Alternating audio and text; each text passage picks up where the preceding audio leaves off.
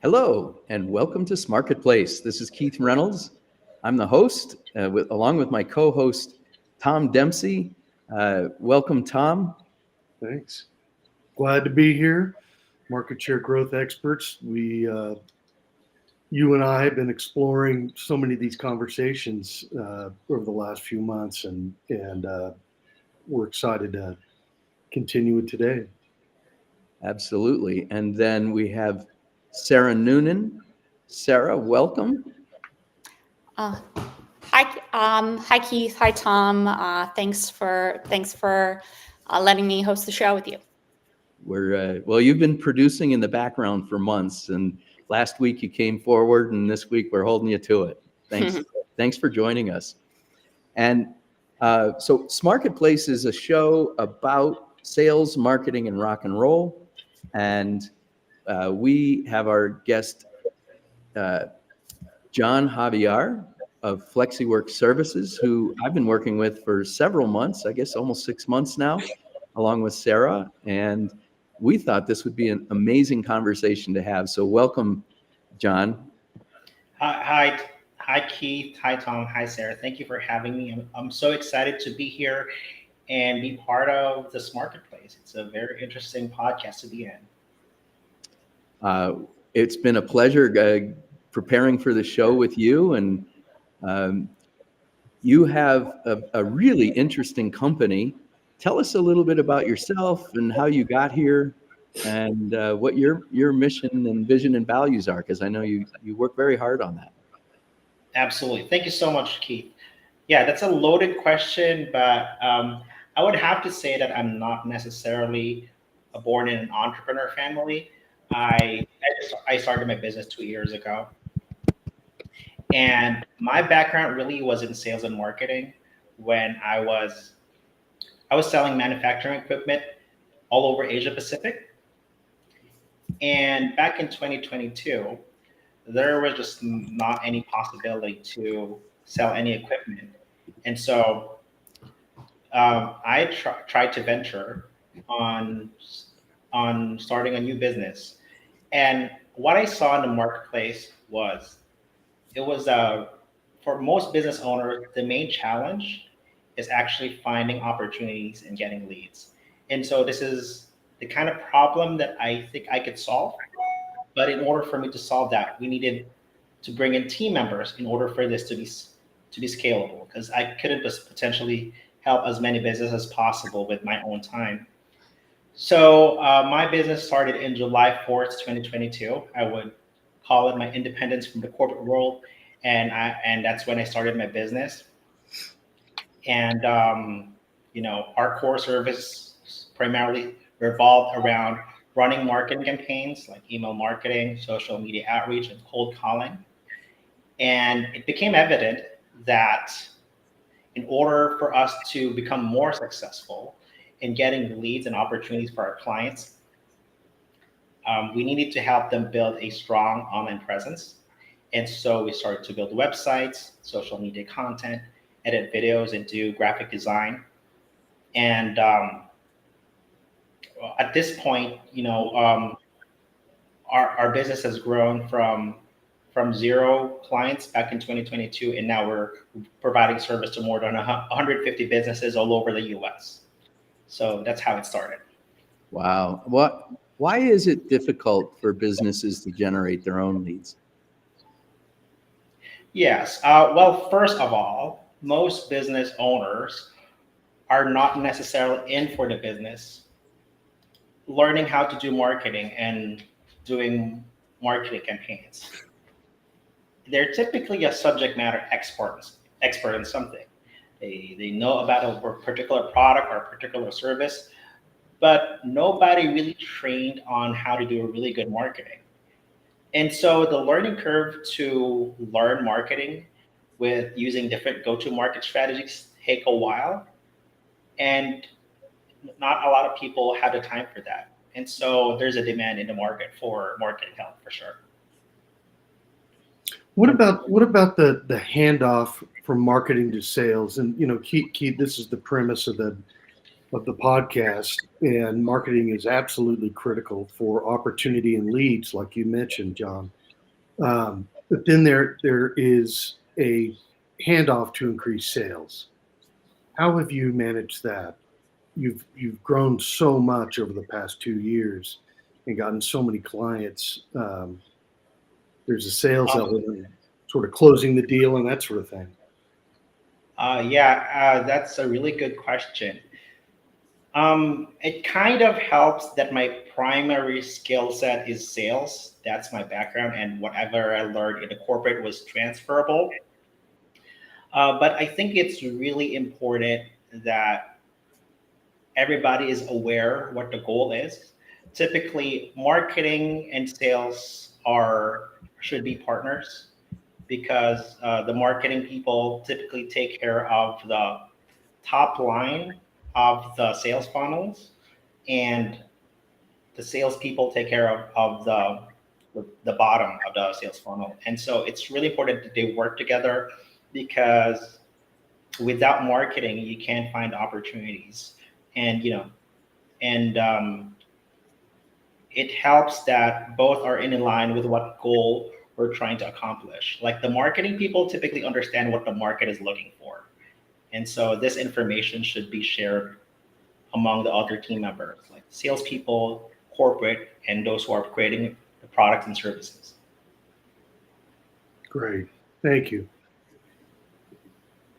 So, it's interesting. Most of our guests, even though we say we're sales, marketing, and rock and roll, most of our guests have been marketing people. So let's focus on sales a little bit. Tell us about your sales process, how you coach people to sell. Share some of your knowledge with us around sales. Absolutely. So there's different methods on how to do sales, right?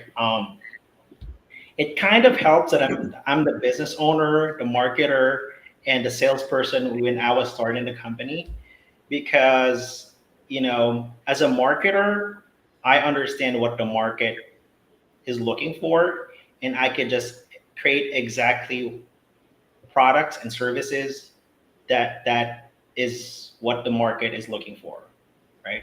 And then also, as far as my sales process is concerned, so I think in the online space where we're all trying to sell online, there's not really a demand for services or skills. I think that there's the main thing that is very scarce in our environment is looking for somebody to trust. And so when it comes to doing the sales process, I spend a lot of time trying to build trust, trying to get to know each other, not necessarily trying to sell my service. I only would sell my service if there's a need or a demand. And there's typically three parts of my sales process. First is trying to build trust, getting to know each other. And then second part is me trying to explain what my product and services are. And then third is trying to find some synergy and find some opportunities for collaboration. A lot of great things happen when you really get to know about each other rather than just trying to sell each other service and trying to see how you could promote each other's product and service.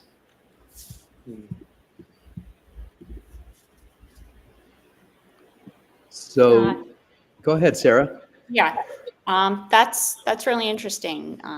And what's the is there a particular sales campaign that sticks out in your mind that you've worked on? Yes, absolutely. So the so before on my first 6 months when I started the business, I was primarily just attending networking events and getting to know people. At some point, I realized it can be exhausting. And in order for me to scale, I needed to produce leads and find opportunities beyond what my personal time is capable of. And so the first thing I did was to run LinkedIn outreach campaigns. You know, after building this business for 6 months, I came to understand who my target market is and who are the businesses that I typically work with. And if you could filter them in LinkedIn, you could actually start conversations around your business.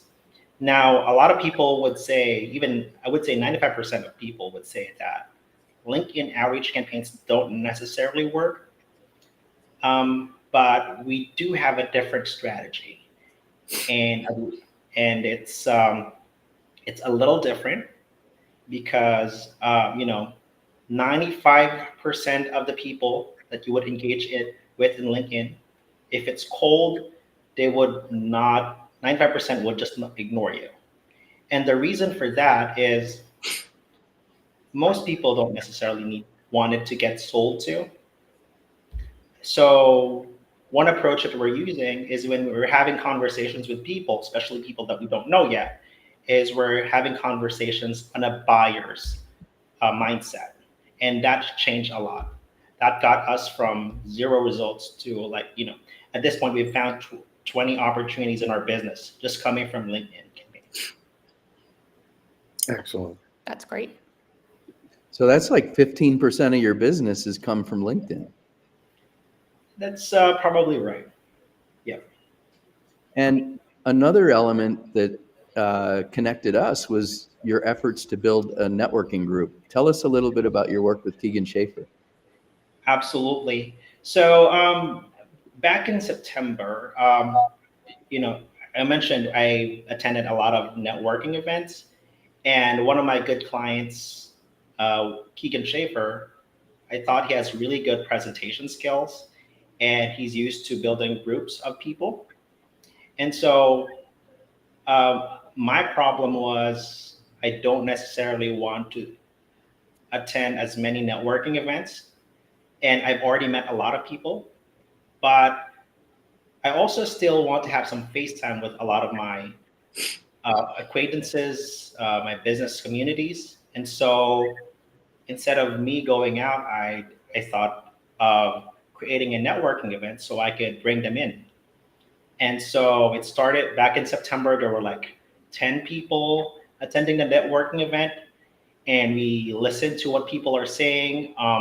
What are the things that they think can be improved, and we tweaked the networking event based on that. And that's how we grew Good Business Karma Network. Essentially, the essence of Good Business Karma is to actually help fellow entrepreneurs to help find opportunities, get valuable advice, or be introduced to their target market. Because at the end of the day, that's our ultimate goal when we're attending networking events. And it's not about trying to come up with the best pitch or trying to outstand each other. We're all there to help one another. And for me, what helped grow my business is by helping other entrepreneurs and getting them to engage with their target market. And I don't in other networking events they want you to count how many people you send to other people, but for us we don't even count. We just keep on giving, because one way or another it comes back, and it's actually true for my business. That's good karma. That's great. You mentioned, we were talking about sales, that trust is the first pillar of the relationship. The only one that I would add to that is competence too. So when I go to networking events, and between Keith and I think we've covered every Colorado networking group. But I look for trust and competence, and in turn try to relay that to somebody that I'm speaking with. But the question is, how do you determine that in a relatively short period of time? So sometimes you do have a 30-second elevator pitch. Sometimes you've got 5 minutes. Sometimes it spills over into a longer conversation. But are there techniques, are there ways that you try to establish trust and confidence in a short period of time?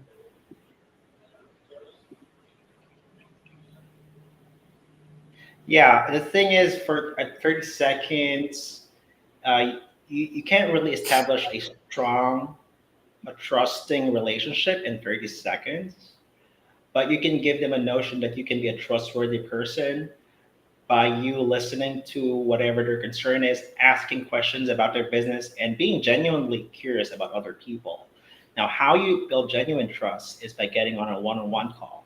And that's the beauty of attending networking events. It's like, you just never know what you'll get. Sometimes it's a gift, sometimes it's okay, and you just never know if you become good referral partners. You would see some other people that eventually become really good friends, even if you met 6 months ago and 8 months ago. And I think building trust doesn't happen just in the networking event. It's also how you put up your online presence, because people will look you up in social media as soon as you meet them. You have to establish your authority and your confidence when you're showing your business in different online platforms. That's a great point too, and that spills over into marketing as well. But you have this conversation with someone, a one-on-one, and then you want to know more about them, and you go to LinkedIn or wherever, and try to learn a little bit about them. So the in-person meeting matches the online presence. Absolutely, it complements them. Right. So Another element, John, that I know you're very you really promote within the networking group is thought leadership, because you give people an opportunity to talk to the group. We'll have between 7 and 20 people online, but there's always somebody that has a presentation to give. Tell us a little bit about your thought process behind how you set up the networking events that you have. yeah, so good business karma is all about the community.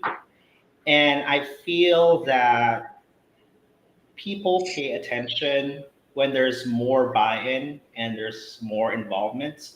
So typically when we do a presentation, we get people's insights on different topics, because we totally understand that as an individual, we're not necessarily the smartest, but if we're part of a huge group, then collectively we can come up with a great idea and presentation that everybody can benefit from. And I think that's the reason why a lot of people keep on coming back, because they know the knowledge that they will be getting is not necessarily just from one source, but it can be a collective. And part of it is they're building the community to become better and better, and everybody's everybody has their own input. And now you're capturing people's presentations and the comments that people make after they've seen the presentation, and sharing that as social media content. Absolutely. So one important factor for building trust is really social proof. Like, do other people engage with you? Do other people necessarily to interact with you? And you see a lot of that, and you see a lot of engagement. That's when you show up as a trustworthy person. Not necessarily that I wanted to to put that in, but I think it matters, especially when we're all trying to promote our business. How do you generally differentiate your services from others, or the networking group from others? There's got to be something that sets you apart and makes you unique in the offerings that you have. Absolutely. You're absolutely right, Tom. I came up with an idea, keeping the small business owners in mind. And typically, I also experienced this when I started out my business. I totally understand that I don't necessarily have all the skill sets I need to run a small business. I can only do so much, and I can only learn so much. But to run a fundamentally successful business, you require a lot of people to bring in. you might need a graphic designer, you need a video editor, a web developer, somebody to help you run marketing campaigns and manage your CRM. I don't have all of those things in my skill set. And so that's why I started to bring in fractional individuals that I could bring in to work for my company, even if it's just an hour or two. An hour or two that I save every day, that can mean so much for my mental space. And so I came up to the market with this idea that they could actually hire an entire marketing team without necessarily putting them on the payroll. It's like as needed basis. And it kind of hit with the small business community because most small business owners don't necessarily need to hire a part-time or a full-time team member because, as when you bring in another team member that you have to bring in full-time or part-time, then it's a pressure on your part to give them things to do. And not all business owners, actually most small business owners don't necessarily want to be put in that kind of pressure. Yeah. Good. Thank you. Well, that's an interesting segue to, I'm going to put Sarah on the spot, but her expertise lies in helping us keep the wheels on the bus because there's so many parts, right? And as you just aptly described, you may need one full-time equivalent resource to help you, but there's so many skills involved with marketing today, you don't know one person's going to have it. So you've got to break that up and use project management tools as we've worked with you and as Sarah has expertise in. Sarah, tell us a little bit about how you work with John and his team, and then John, reflect on this idea of delegation and having a virtual team. Sure. So started working with you, Keith, 2 years ago now, and we've had a range of people that have helped us with marketing initiatives, ranging from quick set up a YouTube channel to a 3 to 6 month campaign. And so one thing that I've done is outline the scope of work that needs to be done in Asana, and usually that's something that's been discussed with the client beforehand. Sometimes, as we've done more projects like these web series, I'm able to see patterns in how much how much of the work needs to be done every week. So even for this show, we needed to create a graphic for it. We needed to create a synopsis for it. And so we've been, I think this is our 14th show. And so now we learned the process as we built it. And now we can tweak it so that, Keith, when you book a new guest on the show, I come up with a list of all the steps that we need to do, get them the script, and get everyone congregated on Restream. And so it's really nice to see all of that come together. And as you said, it works well for working with a lot of different people because you can assign tasks. So if you have a graphic designer who's creating your logo, you can set that, you can assign them that task, and then they can see it and ask questions if they have any, and they can check it off when it's done. Or if something comes up and there's going to be a delay, then they can let the entire team know, so that as those bumps come up in the road, everything still runs fairly smoothly. And we can work asynchronously. We don't always have to be in the same room at the same time, in the same time zone. John, tell us a little bit about how you've overcome some of these challenges in developing the workflows that Sarah talks about so that marketing happens smoothly. Absolutely. So it kind of helps that the type of team members that I bring in are great communicators and people who have leadership skills. So that's the first thing that we look for a team member. Like all of these skill sets, you can find them anywhere, but the type of team member that really succeeds in retaining and working with a client is the one that has leadership skills. And so we actually honed that in our team. And as far as working with people in the Eastern time zone, from where we're in Manila and we're operating from a completely opposite time zone.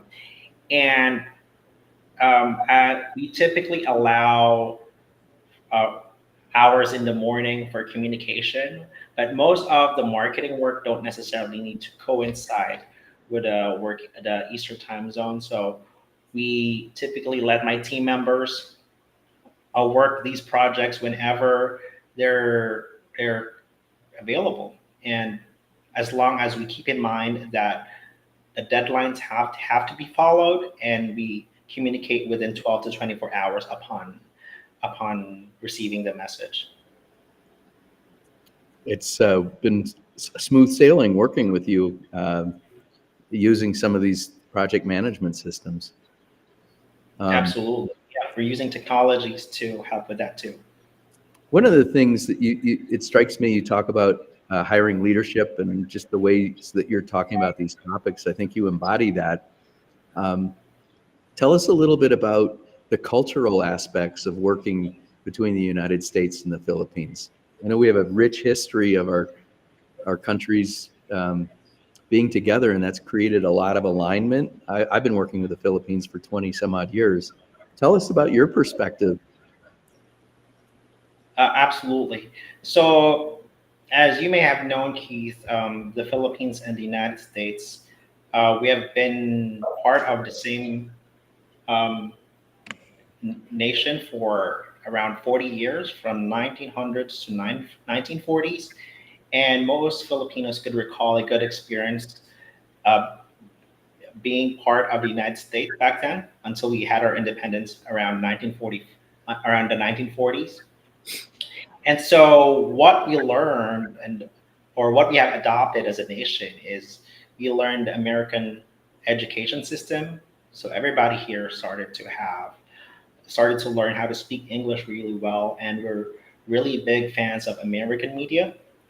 Arguably, whether it's good or bad, it's up to you.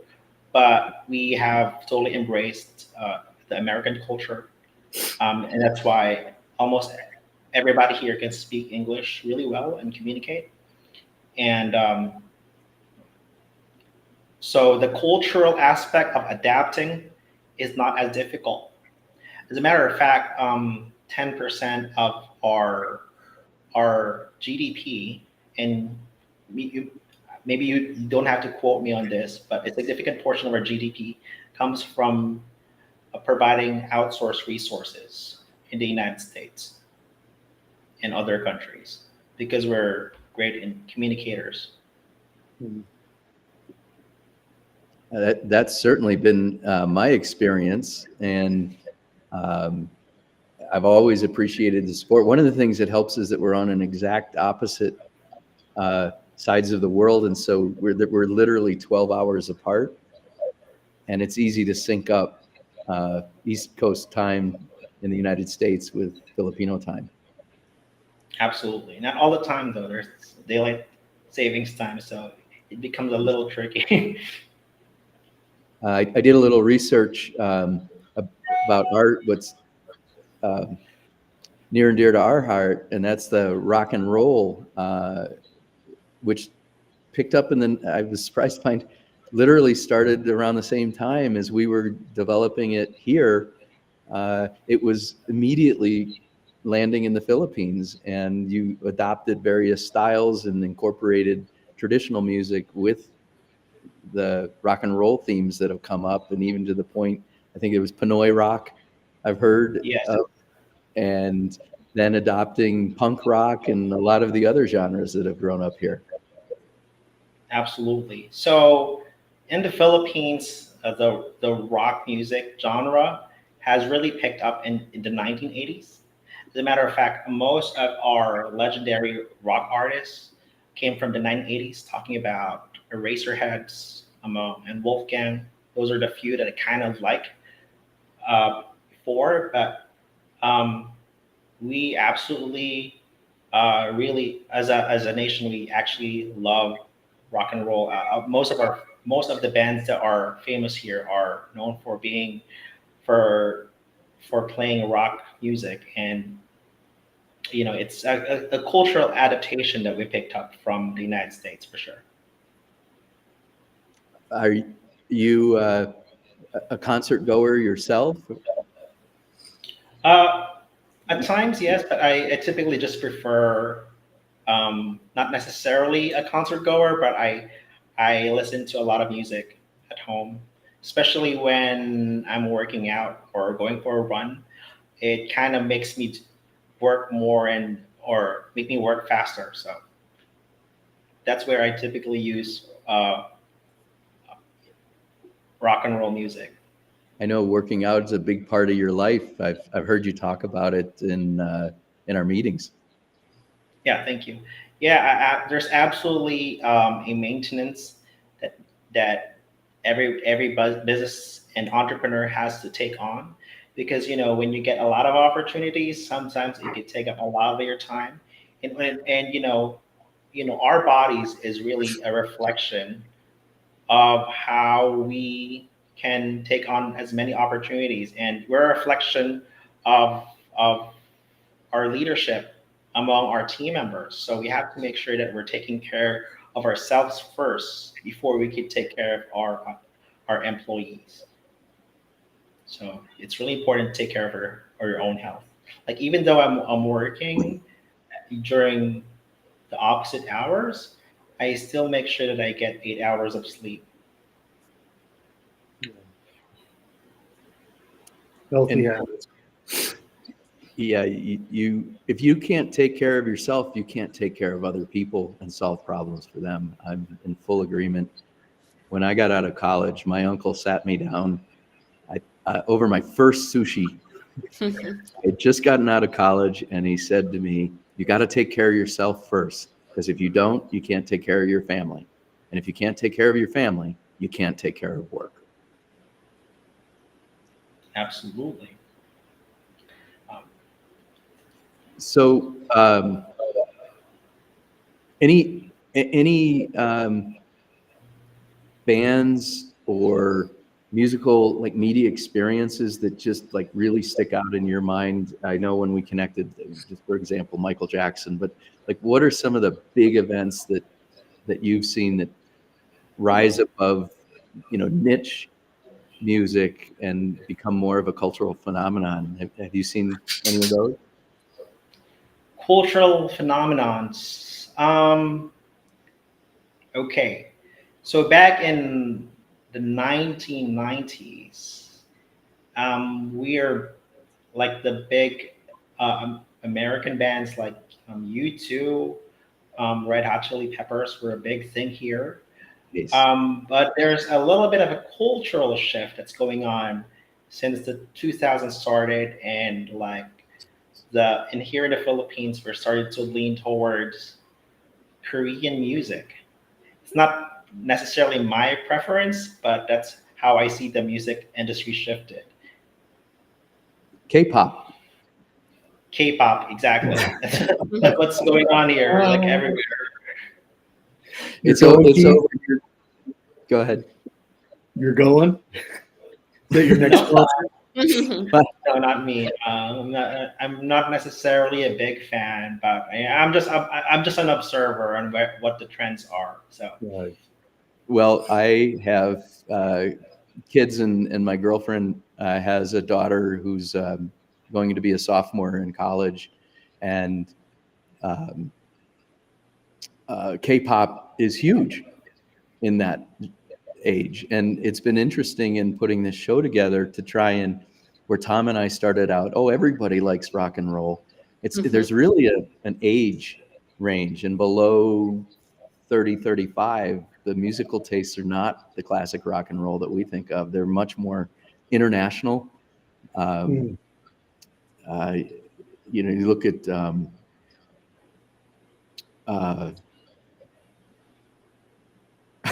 trying to blank on the biggest star in the world right now. Oh, what's her name? Come on, help me out. Taylor Swift. Swift. Thank you very much. You know, she's going international. At the same time, K-pop is, you know, coming over to other countries. So yeah, it's a huge shift that's going on right now. It's interesting you bring that up. Yeah, absolutely. Thank you. I mean, Well, let's get some Filipino rockers into that as well. yeah, I hope so. I think there's some Filipino rockers out there trying to make a name for themselves, and but here it's mostly for the domestic market. We haven't really gone international yet. Mhm. I think a lot of it was, like, say for example, the Korean pop music. I think a lot of it was government incentivized. They want to spread their culture, and it's working. You know, that's interesting because it's also going on in the Philippines, but not around the cultural side. It's more around skills and educating a population to be able to be a service provider to the world, to have digital skills. From my previous work, I've been exposed to some of that effort. And it's always impressed me that out of that our culture here doesn't really adapt well when the government says we want to do something. We almost have the opposite reaction and we don't want to do it. Whereas, you know, I taught English at the Chinese consulate many years ago. You look at how China's transformed its economy, and they said, we're going to do this, and then everybody got behind and did that. You're doing it in the Philippines with education around digital skills, customer experience, customer service, and you have the Korean government doing it around the cultural aspect. And it's just fascinating to see how quickly things can change when everybody lines up. Absolutely. I think there's also some cultural differences. I mean, like Korea and the other countries like China, they've been in their culture has been around for thousands of years, and so they feel more associated with their country more than ever. And there's this thing that as far as a culture, Asian culture mostly is more about community building, and whereas for the West, it's more about being an individual and trying to set your own path. And so I think it makes a difference. That's why, like these government policies are relatively easier to roll over than in most countries.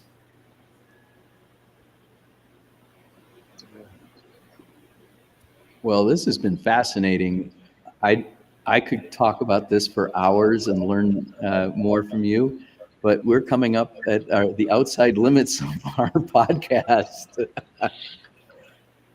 Time All right, well, flies. thank you so much for having me, Keith. I enjoyed this conversation, talking about different cultures, talking about music and marketing and sales. These are really interesting topics that I can always talk about all day.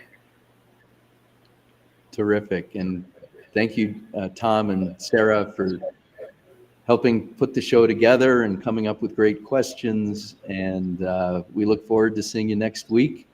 And John, we'll see you on the networking circuit. And thank you so much for sharing your perspective with us. Absolutely. Thank you so much, everyone. All right. Thanks, John. Yeah. Good to meet you. All right. Make it a great day, everybody.